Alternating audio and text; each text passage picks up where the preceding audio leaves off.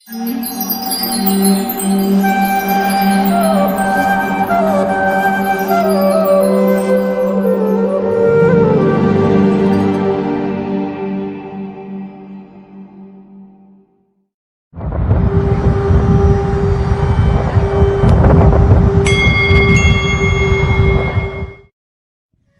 कृष्णा।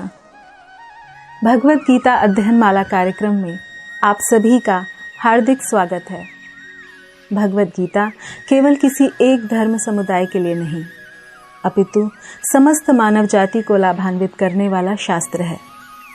जिस प्रकार भगवान श्री कृष्ण द्वारा उनके शिष्य एवं प्रिय मित्र अर्जुन को दिए गए इस ज्ञान से उनके सभी संशय दूर हुए, उसी प्रकार हम भी भगवत गीता का अध्ययन करके एवं उसकी शिक्षाओं को अपने जीवन में उतारकर अपना जीवन सफल बना सकते हैं।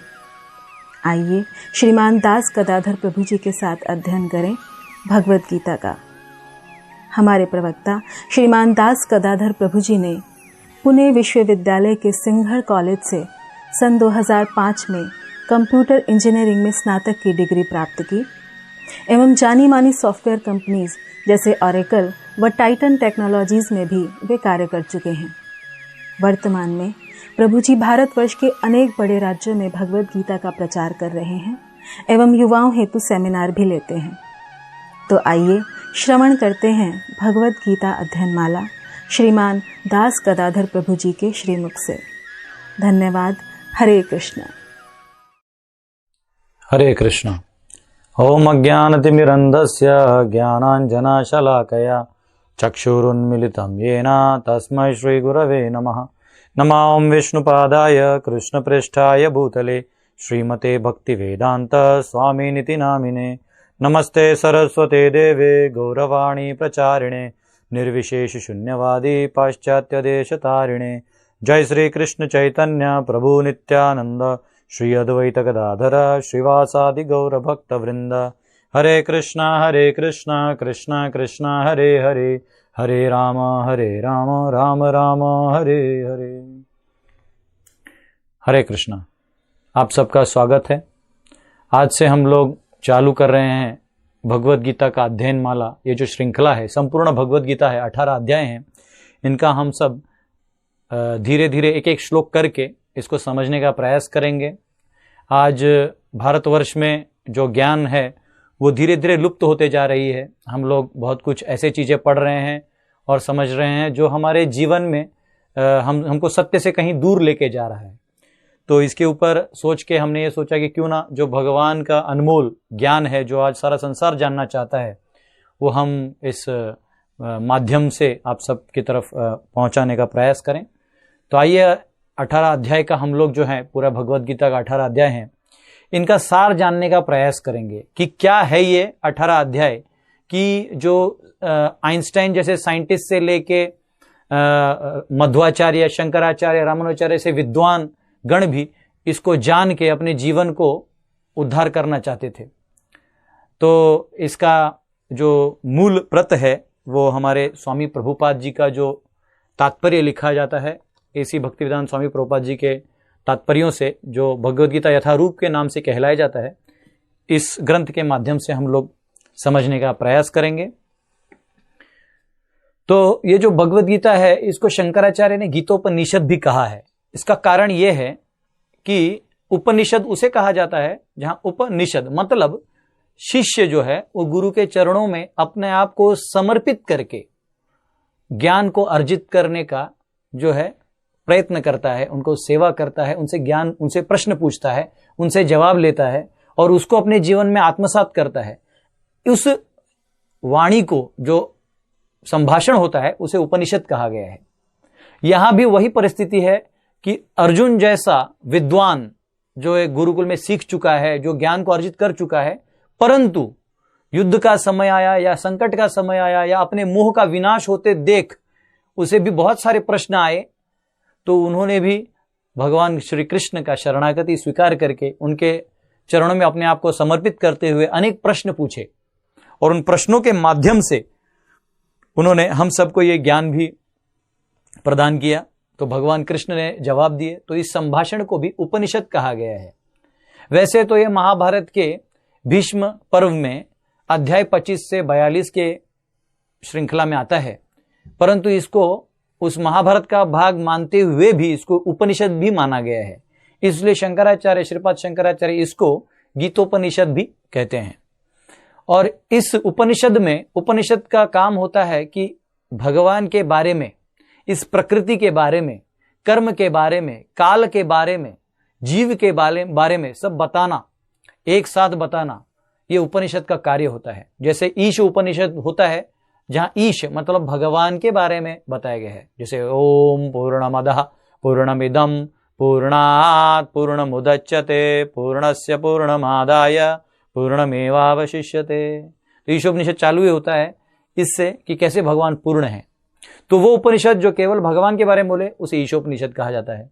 केनोपनिषद मतलब केन प्रकार के जो प्रश्न है, संस्कृत में केन मतलब क्यों, कैसे, क्या, इन सब प्रश्नों का जो जवाब है वो केन उपनिषद में आता है। तो ऐसे 108 उपनिषद हैं। तो गीतोपनिषद को गीतोपनिषद इसलिए कहा गया है कि भगवान जो वाक्य बोलते हैं वो हमारी और आपकी तरह वाणी नहीं होता, वो गीत होता है। वो आपको आनंद देगा, आपको ज्ञान का आनंद देगा, आत्मा को आनंद देगा और आपके इस जीवन को, भवसागर के जो प्रवास को वो सरल कर देगा। तो यहां पे हम भगवत गीता को अगर ठीक से समझने का प्रयास करें तो 5 विषय हैं जिनको लेके भगवान ने पूरा गीता को समझाया है। अनेक बार कई लोग भगवत गीता को केवल ज्ञान रूप से जानने का प्रयास करते हैं, कई लोग भावनात्मक रूप से जानने का प्रयास करते हैं। जैसे अगर कोई बच्चा माँ से बोलता है कि माँ, जैसे माँ मुझे खाना दो, और समझो घर पे माँ ने कुछ बना है पुराना, तो वही सुबह वाला वो शाम को दे दिया, तो बच्चा चिल्लाने लगता है और बोलता है कि माँ तुमने ये क्यों दे दिया, वो दे दिया, और माँ गुस्से से थप्पड़ मार देती है। तो कोई बाहर वाला ज्ञानी व्यक्ति देखेगा तो सोचेगा देखो ये क्रूर औरत है जो अपने बच्चे को मार रही है, परंतु बच्चा जानता है कि माँ करुणापूर्वक मार रही है क्योंकि वो जानती है कि बच्चा हमेशा बदमाशी करता है। तो वैसे ही ज्ञानी भी गीता को जानना चाहते हैं, भगवान को जानना चाहते हैं, परंतु जब ज्ञान हो जाता है तो उनको केवल भगवान न्याय दृष्टि से दिखाई देते हैं कि भगवान न्याय कर रहे हैं, अन्याय कर रहे हैं, आज इतना रेप हो रहा है, मर्डर हो रहा है, बम ब्लास्ट हो रहे हैं, कहां गया भगवान। तो ज्ञानी व्यक्ति जो है वो केवल भगवान को न्याय के दृष्टिकोण से देखता है। लेकिन जो जीव है, जो बद्ध है, जो अपनी अवस्था में दुखी है, वो जब भगवान को पुकारता है तो वो भाव के रूप से पुकारता है। तो भगवत गीता को अगर समझना है तो भगवान स्वयं कहते हैं अहम सर्वस्य प्रभवो मत्तः सर्वं प्रवर्तते इति मत्वा भजन्ते माम बूधा भाव समन्वितः। कि समझना है तो बूधा एवं भाव इनका समन्वय करके तीव्रता से लगाओगे तब मैं समझ में आऊंगा, वरना मैं समझ में नहीं आऊंगा। तो केवल बुद्धि से नहीं समझ में पाएंगे, न भाव से समझ पाएंगे। तो ये जो 5 विषय हैं इनको हम लोग थोड़ा सा उजागर करने का प्रयास करेंगे। यह 5 विषय भगवद गीता के हड्डी के समान है। जैसे हमारे शरीर में हड्डी होता है, ऊपर से मांस होता है।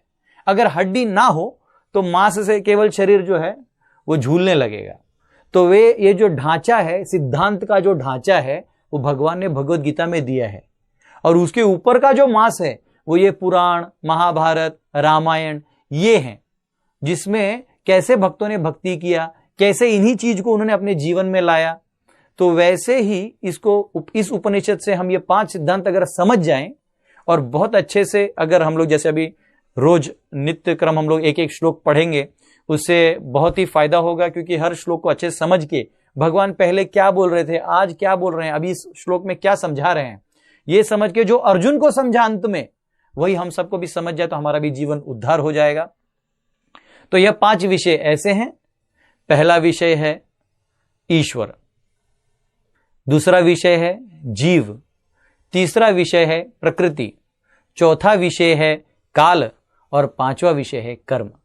तो ये इस प्रकार है कि जो ईश्वर हैं, कुछ लोग कहते हैं कि केवल ईश्वर ही सर्वे सर्वा हैं। अनेक धर्म भी इसके ऊपर स्थापित हो चुके हैं कि केवल ईश्वर ही सब हैं और बाकी सब नगण्य हैं, इनकी कोई गणना नहीं की जा सकती। तो ईश्वर एक विषय जरूर है, परंतु ईश्वर के संबंधित में ही ये अन्य 4 विषय हैं। इसका खुलासा भगवान ने गीता में किया है। इसलिए वैदिक दार्शनिक जो लोग हैं वो इस चीज को मानते हैं कि जो अगर ये संबंध हम तोड़ देंगे तो फिर हम अन्याय करेंगे। कैसे? तो ऐसा है, ईश्वर के संबंध में है जीव। जितने भी जीव मतलब वो शक्ति जो भौतिक प्रकृति का इस्तेमाल करके अपनी इच्छाओं को पूर्ण करने का प्रयास करते हैं, तो ये हो गए जीव। ये भगवान के ही अंश माने गए हैं। भगवान 15वें अध्याय में कहते हैं, ममैवांशो जीवलोके जीवभूत सनातनः मनसष्ठानि इंद्रियाणि प्रकृतिस्थानि कर्षति, कि ये जो जीव है ये मेरा ही अंश है। ये मैं नहीं हूं, मेरा ये भगवान नहीं है, परंतु ये मेरा अंश है जो इस संसार में अपने आप को भोग करने का प्रयास कर रहा है। जैसे हम लोग सूर्य की तरफ देखते हैं तो केवल प्रकाश दिखाई देता है, हमें परछाई नहीं दिखाई देता। जब हम पलट जाते हैं, विमुख हो जाते हैं, तो हमें केवल परछाई दिखाई देता है, सूर्य दिखाई नहीं देता। वैसे ही जीव को जब भगवान की तरफ अपना ध्यान केंद्रित करता है तो उसे भगवान का रचना, इस माया सृष्टि की रचना, उस वैकुंठ लोक की रचना, उनकी करुणा का दर्शन होता है, तो अपना स्वार्थ भूल जाता है और इस संसार के पीड़ाओं को या इस संसार के तथाकथित सुखों और दुखों को वो भूल जाता है और वो निर्माण मोहाजित संग दोषा अध्यात्म नित्या विनिवृत्त कामा द्वंद्वैर्विमुक्तैर सुख दुख संगे गच्छन्त्य मूढ़ा पदम अव्ययम तत्। वो व्यक्ति इस मोह से मुक्त हो जाता है और भगवान के चरणों का आश्रय लेता है।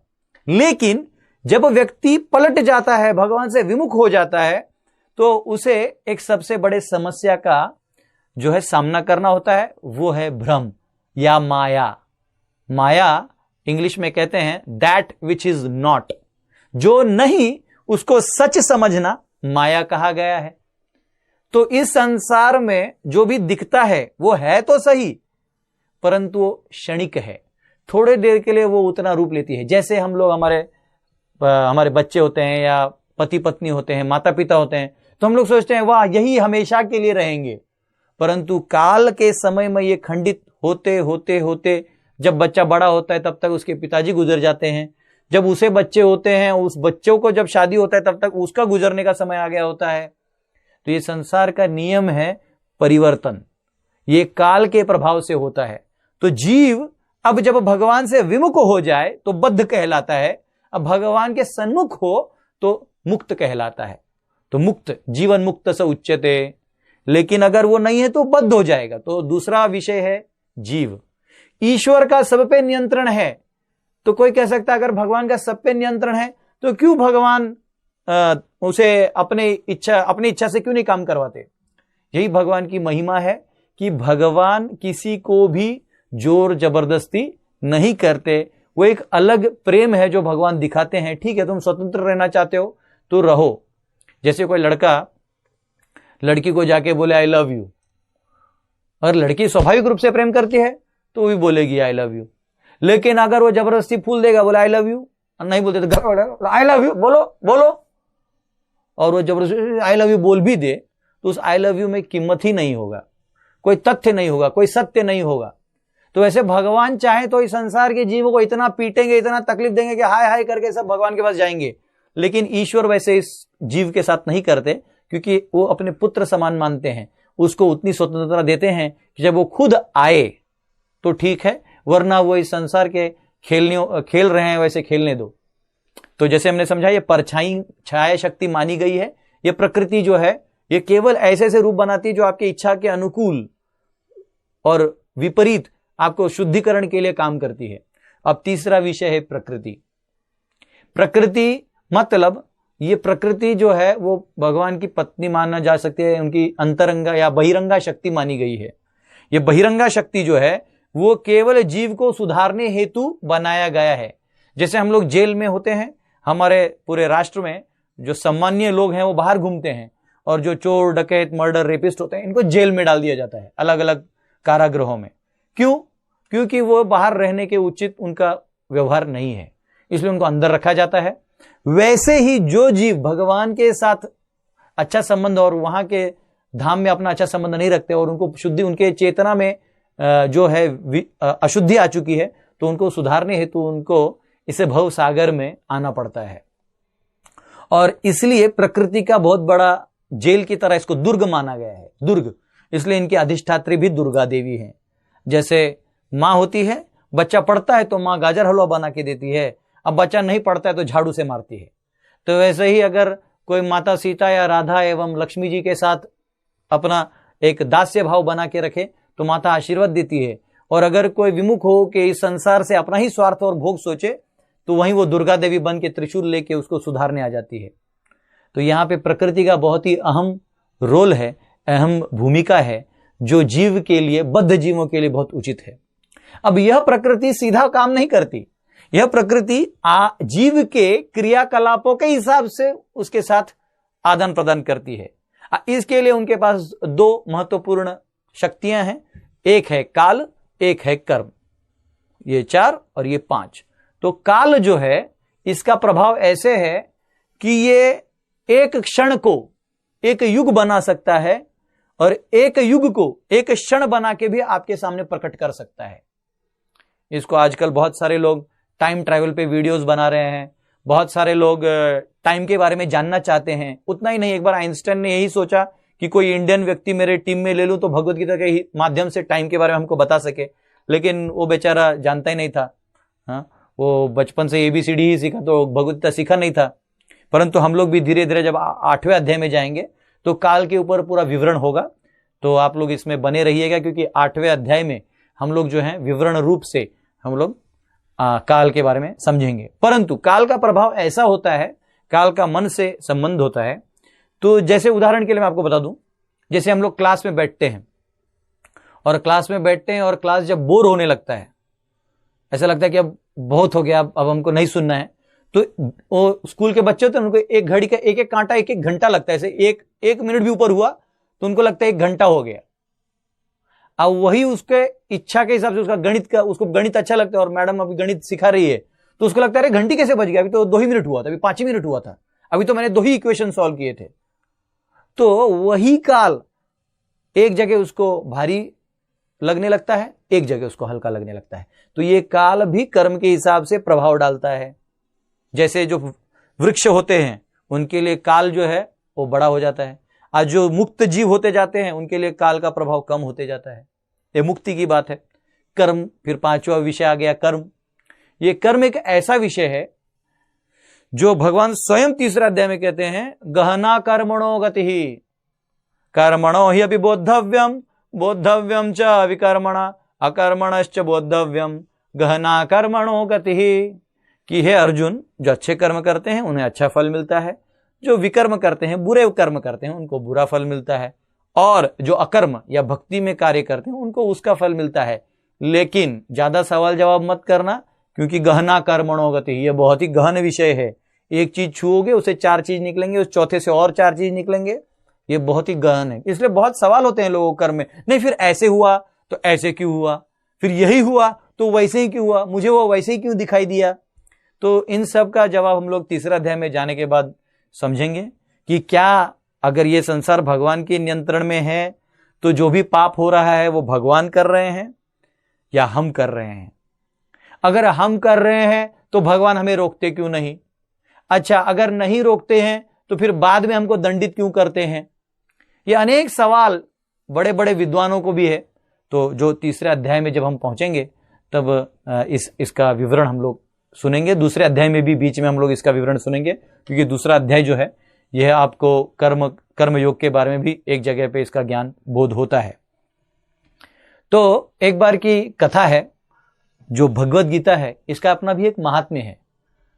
ऐसा कहते हैं, जैसा कभी हम लोग आप देखेंगे, कभी किसी के घर पे मृत्यु हो जाता है तो कुछ व्यक्ति आते हैं और 12वां अध्याय 15वां अध्याय इसका अध्ययन करते हैं। तो लोगों को लगता है कि जो मर गया है उसके लिए अध्ययन क्या करना, जो मृत हो चुका है वो तो सुन नहीं रहा है। तो असली में वो मृत के लिए अध्ययन नहीं होता है, वो अध्ययन होता है जो वहां बैठे होते हैं और दुखी होते हैं, और उनको ये समझाने के लिए, क्यों जैसे होता है ना, अगर रोटी सेकना है तो तवा गर्म होना चाहिए। तो यहाँ जो है सब लोग दुखी होते हैं और अनेक प्रश्न उनके मन में होते हैं, तो उन प्रश्नों का जवाब उस समय में अगर मिल जाए 12 और 15वां अध्याय से तो काम हो जाएगा।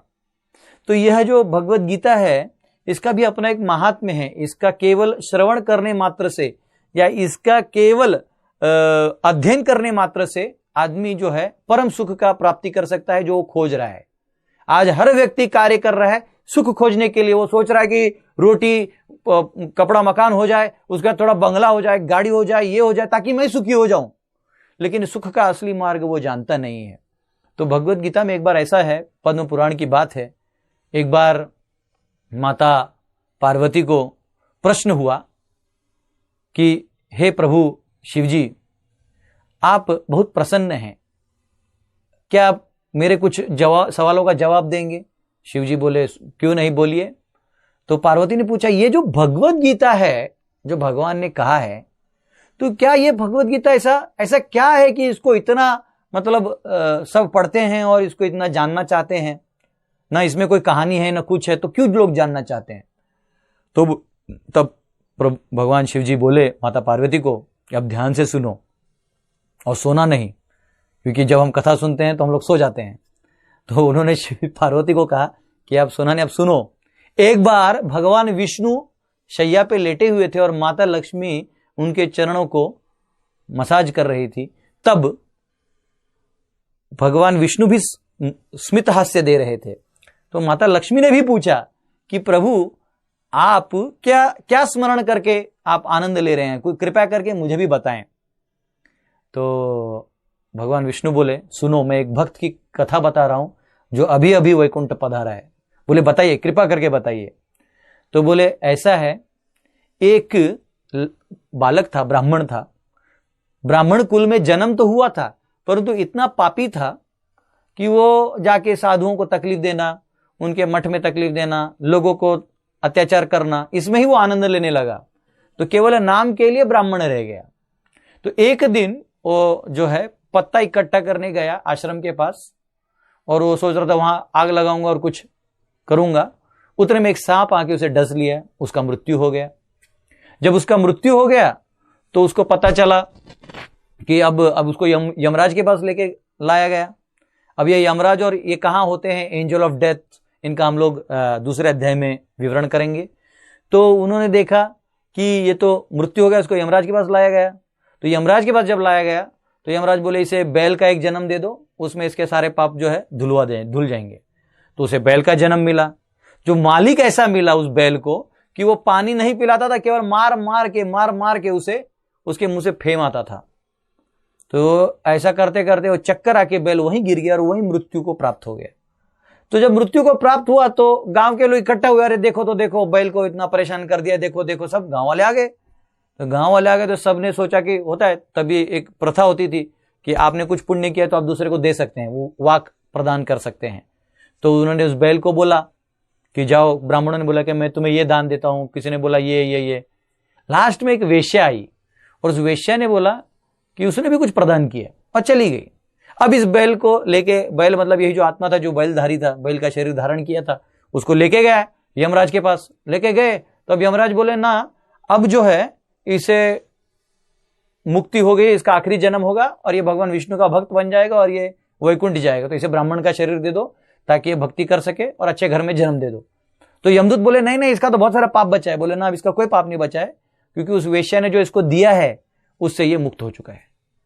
तो ये बोला मैंने ऐसे क्या किया, उस वेश्या ने मुझे क्या दिया? तो बोले तुम ही उस वेश्या के आसपास जन्म लोगे, तुम उसे खोज लेना और तुम उसी से पूछ लेना। तो जब इसका जन्म हुआ तो बचपन से ही ढूंढ रहा था कि यहाँ एक बैल मरा था और एक वेश्या आई थी, कहां करके फिर एक 5 साल 6 साल बाद उसे पता चला कि वो वेश्या थी। तो वेश्या के पास गया तो वेश्या बोले तुम तो ब्राह्मण हो, मेरे पास क्यों आए हो? तो बोलते आपको याद है आपने एक बैल को आशीर्वाद दिया था? तो बोले हाँ मैंने आशीर्वाद दिया था। तो आपने क्या आशीर्वाद दिया था? बोले मेरा तोता कुछ गाता है सुबह सुबह, तो वो सुन के मुझे आनंद आता है, तो वो आनंद मैंने तुमको प्रदान कर दिया। वो आनंद का फल जो है, शांति का फल, मैंने तुम्हें प्रदान कर दिया। तो बोले वो क्या गाता है? तो सब तोते के पास गए। तो तोता बोला कि मैं पिछले जन्म में ब्राह्मण था और मेरे को बड़ा घमंड था मेरे श्लोकों को, संस्कृत बोलने के शक्ति पे। तो फिर मैंने वो जो घमंड के कारण मुझे श्राप मिला और मैं तोता बन गया। परंतु विद्या थी, तो इस बार जब मैं तोता जन्म लिया तो मैं गुरुकुल में मेरे को पिंजरे में रखा गया था। तो वहां बच्चे पहला अध्याय, भगवद गीता का पहला अध्याय बोलते थे, तो वो सुन सुन के मैंने भी रट लिया। और फिर मुझे वहां से यहाँ भेज दिया गया। जब यहाँ वेश्या के पास आया तो यहाँ तो ऐसे घिनौने कार्य होते थे कि मुझे मन ही नहीं करता, तो मैं अपना पहला अध्याय बोलता था। और उस पहला अध्याय बोलने के कारण इसको शांति मिलती थी। और जब इसको शांति मिलती थी तो ये शांति तुम्हें प्रदान किया गया, और जब तुम्हें प्रदान किया गया तो तुम्हें भी मुक्ति मिल गई। तो ऐसे इसको गीता महात्म्य कहते हैं। तो ये जानना बहुत जरूरी है कि भगवत गीता जो है ये एक कोड है।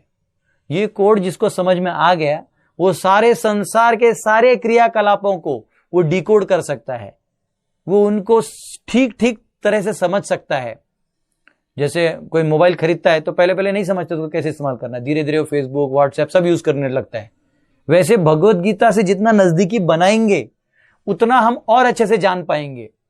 तो मेरा आप सबसे दरख्वास्त है कि आज तो हमने भगवत गीता का जो है एक प्रस्तावना या पूरे 18 अध्यायों का जो निचोड़ है, ये 5 तत्व, इनके बारे में हमने चर्चा किया।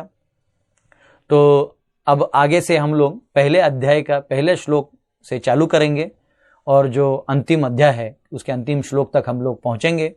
तो मेरा आप सबसे दरख्वास्त है, आप कहीं भी जाएंगे तो आपको हमारे जो कुछ प्रतिनिधि हैं वो आपको हरे कृष्णा का ये जो भगवत गीता यथारूप है, जो स्वामी प्रभुपाद जी द्वारा लिखित, और आज कम से कम इसका करोड़ों कॉपियां पूरे विश्व में बिक चुकी हैं और करीबन 80 भाषाओं में इसका जो है प्रकाशन हुआ है।